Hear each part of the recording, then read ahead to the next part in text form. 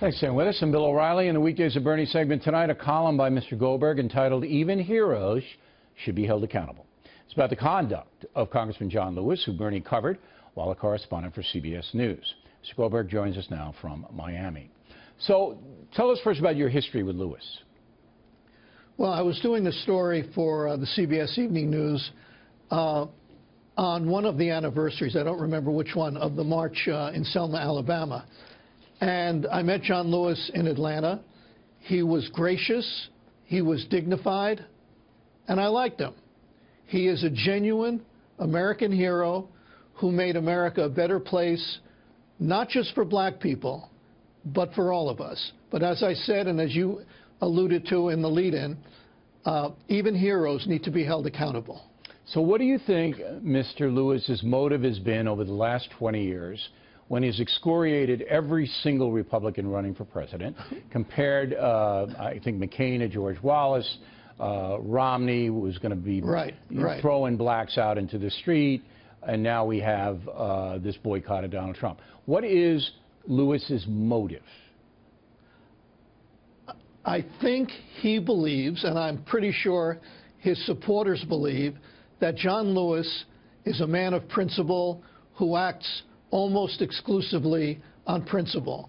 So his motives would be, it's a principled response to what he considers the illegitimacy of Donald Trump.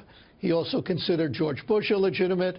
As you just mentioned, he compared John McCain, when he was running for president, to George Wallace. He said Mitt Romney would take us back, or at least suggested he would take us back to the bad old days of segregation. And I think he believes all of these things are based on principle.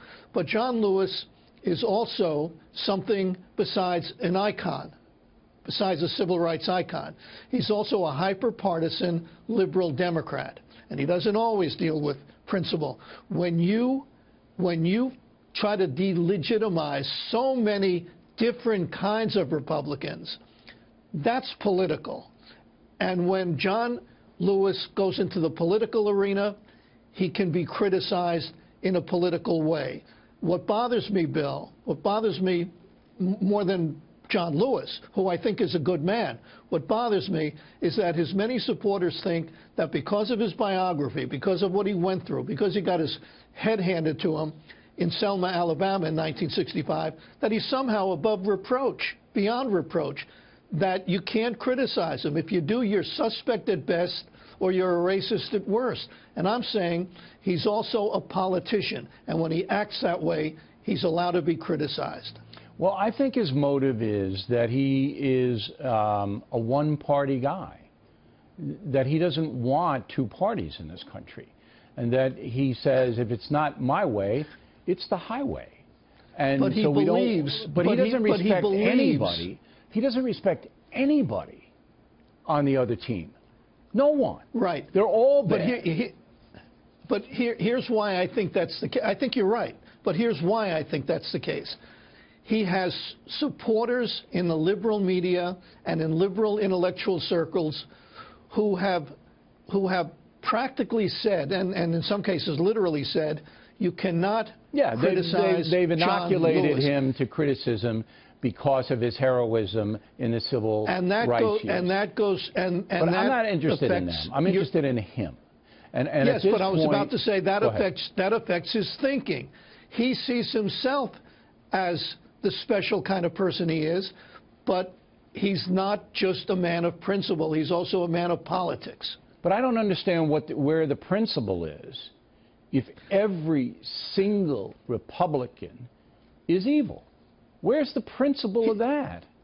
Oh, we're not saying he's right. We're saying that's what he believes. But you see, he's being portrayed as a principled man.